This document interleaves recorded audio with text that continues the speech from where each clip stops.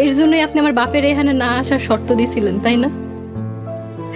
যাতে আমার বাপে এখানে এসে তার মাইয়ার এই দুর্দিন না দেখতে পারে, যাতে আপনার সল সাতুরি ধরা না পড়ে।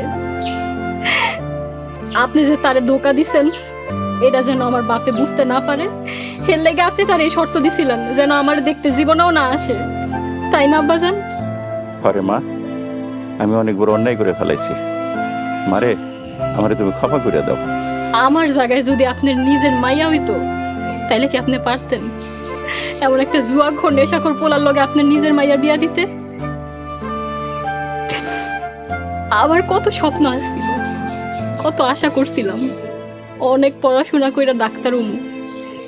আপনি যেদিন আমারে দেখতে আমাকে বাড়িতে গেছিলেন, আমার মুখে আপনার প্রশংসা শুন না ভাবছিলাম বিয়ার পরে মনে হয় আমার পড়াশোনাটা চালাই যেতে পারবো। এই আশায় আমি আমার বাপের মুখের উপর কোনো কথা না কইয়া বিয়াতে রাজি হয়ে গেছিলাম। আমি যদি আপনার নিজের মায়া হইতাম তাহলে কি পারতেন আমার স্বপ্নগুলো এমনি ভাঙ্গা দিতে?